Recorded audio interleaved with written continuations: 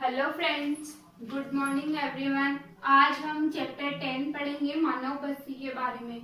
हम इसमें मानव बस्ती क्या होती है उसके बारे में पढ़ेंगे, मानव बस्तियों के प्रकार पढ़ेंगे और ग्रामीण और शहरी बस्तियों की समस्या क्या होती है उनके बारे में पढ़ेंगे।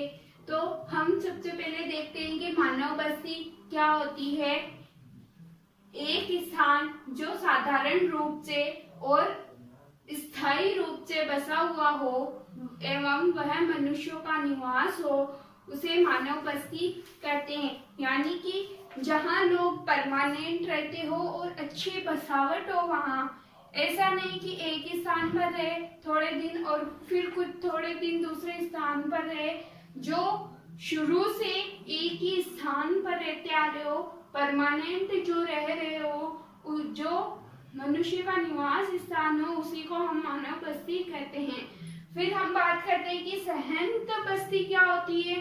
तो ऐसी बस्तियों में एक दूसरे के मकान काफी नजदीक होते हैं। इस प्रकार की बस्तियां नदी घाटियों के सारे उपजाऊ मैदानों में होती है। यानी कि एक स्थान होगा, वहां लोग रहते हैं और साथ ही रूप से तथा नजदीकी घर वह मिलजुल कर रहते हैं। यानी कि वह आपस में मिलजुल कर रहते हैं और मकान एक दूसरे के नजदीक होते हैं और ज्यादा ऐसे स्थानों पर रहते हैं जहां नदी घाटियां और उपजाऊ मैदान हो। क्योंकि उपजाऊ मैदान किस लिए कि वह वहां कृषि कर सके। नेक्स्ट टॉपिक है प्रकीर्ण बस्ती। ऐसी बस्तियों में मकान दूर दूर होते हैं और लोग दूर दूर होते हैं। यानी कि प्रकीर्ण बस्ती में भी जो सहंत बस्ती होती है उसमें तो पास पास रहेंगे और प्रकीर्ण बस्ती में उसका उल्टा हो जाएगा, दूर दूर रहेंगे मकान और लोग भी दूर दूर रहेंगे। नेक्स्ट है कि नगरीय बस्ती कब कहलाती है। यानी कि बस्तियों में ऐसा क्या देखते हैं हम जिससे हम कह सकते हैं कि ये नगरीय बस्ती है। तो सबसे पहले है जनसंख्या आकार, कि हम जनसंख्या का आकार देखते हैं कितना, मतलब कौन से देश में कितनी जनसंख्या बसी हुई है। उस जनसंख्या के आधार पर हम पता लगा सकते हैं कि ये नगरीय बस्ती है या ग्रामीण बस्ती है। फिर है व्यवसाय और फिर है प्रशासन। तो जनसंख्या के आकार पर कि नगरीय क्षेत्र की श्रेणी के लिए जनसंख्या के आकार की निचली सीमा, जैसे कोलंबिया में 1500 व्यक्ति, अर्जेंटीना एवं पुर्तगाल में 2000 व्यक्ति, यूएसए में 2500, भारत में 5000 और जापान में 30000। यानी कि इनसे नीचे जहाँ लोग रहते हैं, इतनी जनसंख्या से नीचे के लोग रहते हैं तो वह ग्रामीण बस्ती कहलाती है। हम उसे नगरीय बस्ती नहीं कह सकते जनसंख्या के आकार पर। यदि भारत में 5000 से नीचे के लोग रहते हैं किसी गांव, किसी शहर में या कहीं, तो हम उसे नगरीय बस्ती नहीं कह सकते, हम उसे ग्रामीण बस्ती ही कहेंगे। सेकंड है व्यवसाय। जिन क्षेत्रों में ज्यादातर लोग द्वितीय तथा तृतीय क्रियाओं से जुड़े होते हैं, यानी कि व्यवसाय यानी कि जो उनका काम धंधा होता है वो किस कार्य से संलग्न होते हैं, ज्यादातर द्वितीय और तृतीय क्रियाओं में संलग्न होते हैं और उनका जो कार्य है वह मैन्युफैक्चरिंग का होता है, तो वह व्यवसाय पर भी डिपेंड होता है। थर्ड है प्रशासन, यानी कि शासन कैसा होगा। भारत में नगरीय बस्ती उसे कहते हैं जहां नगरपालिका, छावनी बोर्ड का क्षेत्र हो। यानी कि कहीं पंचायत शासन करती है तो ग्रामीण बस्ती कहलाएगी। जैसे कहीं जगह यदि पंचायत का शासन होता है तो वह ग्रामीण बस्ती कहेंगे हम उसको। और जहाँ छावनी बोर्ड या नगरपालिका होती है जिस क्षेत्र में, उस क्षेत्र को हम नगरीय बस्ती कहेंगे।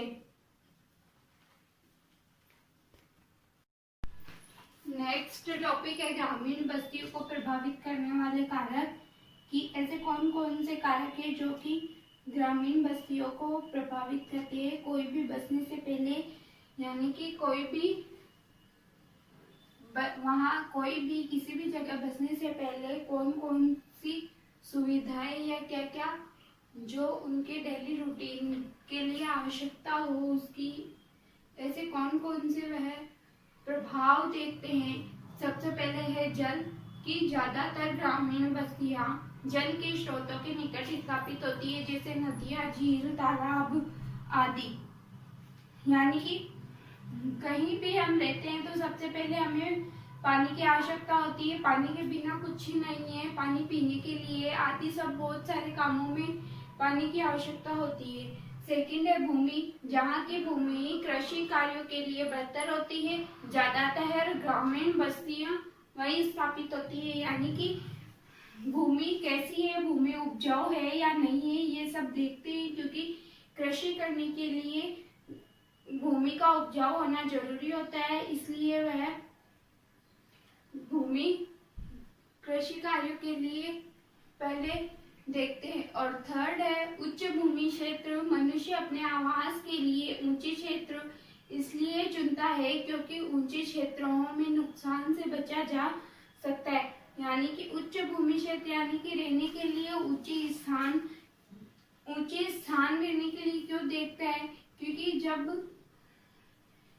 जब उन रहने वाले क्षेत्रों में बाढ़, आंधी, तूफान आदि सब आए तो उन सब से बचा जा सके। ऊंचे स्थानों पर रहकर तथा निचले स्थानों पर रहने से उनके घरों को नुकसान पहुंचता है, इसलिए वह उच्च भूमि क्षेत्र पर रहना ज्यादा पसंद करते हैं और वही स्थान रहने के लिए चुनते हैं।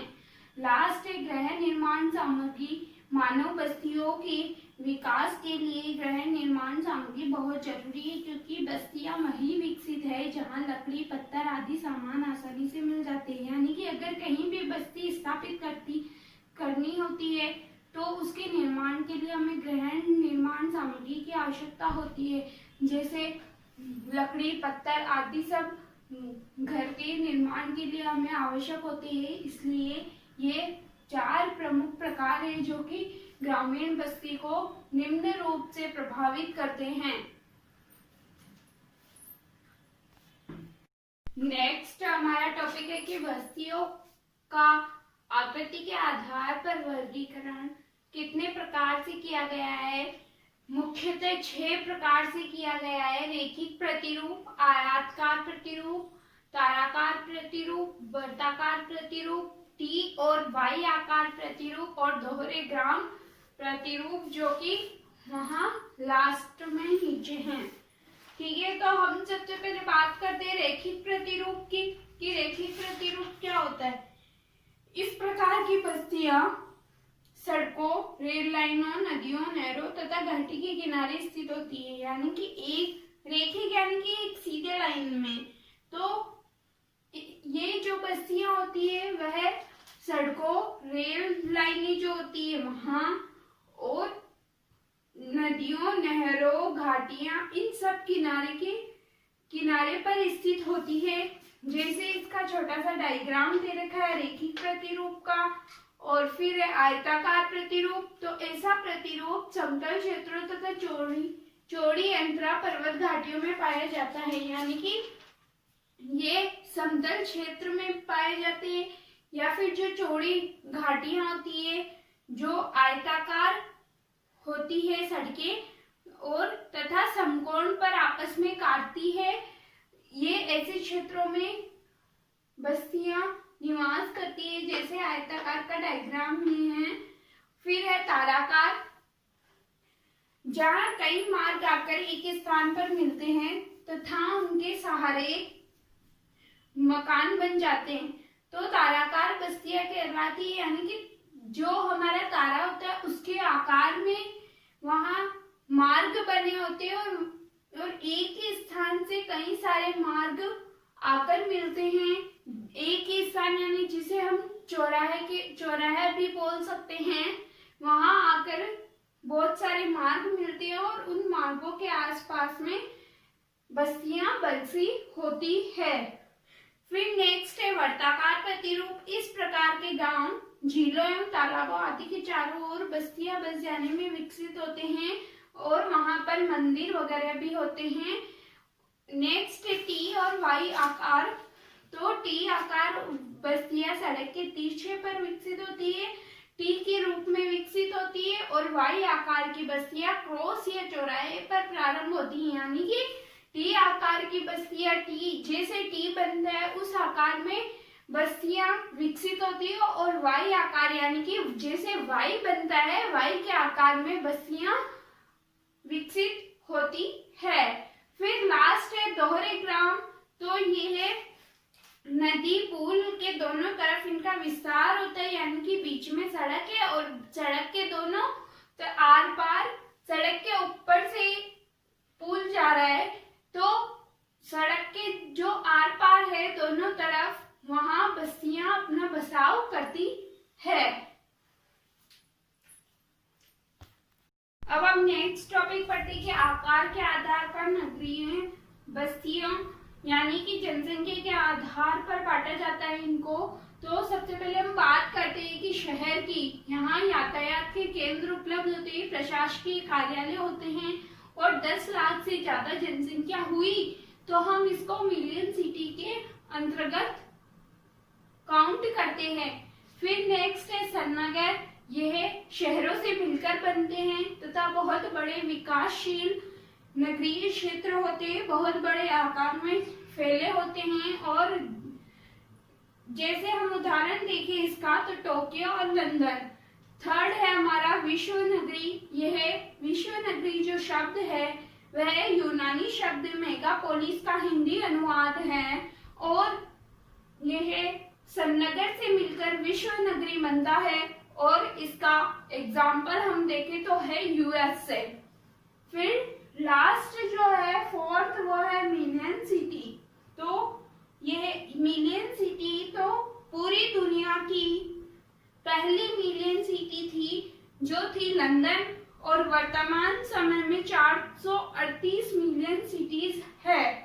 अब हमारा लास्ट टॉपिक है ग्रामीण बस्तियों की समस्या है कि गांवों और छोटे छोटे कस्बों में ऐसी कौन सी समस्याएं हैं जिनसे परेशान रहते हैं या बहुत ज्यादा लोगों को परेशानी उठानी पड़ती है उन समस्याओं के कारण। तो सबसे पहले है पेयजल की समस्या, पीने का पानी नहीं होता है।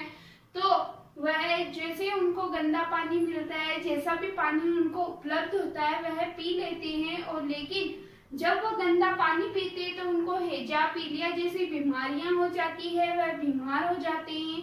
बाढ़ एवं सूखे की समस्या आ जाती है, बारिश समय पर नहीं होती है, और सिंचाई की कम सुविधा होती है। बारिश न होने के कारण उनके पास पानी की कमी होने के कारण वे खेतों में सिंचाई नहीं कर पाते समय समय पर, इसलिए कृषि भी कम ना के बराबर होती है। शौचालय की समस्या यह भारत में बहुत बड़ी समस्या मानी जाती है, और कूड़ा घर की समस्याएं यानी कि कचरा डालने के लिए कुछ एक अलग से स्थान नहीं होता है उनके पास, या हम गए घर में डस्टबिन नहीं होते हैं उनके पास, तो वह हर जगह ऐसे ही कचरा फैलाते रहते हैं।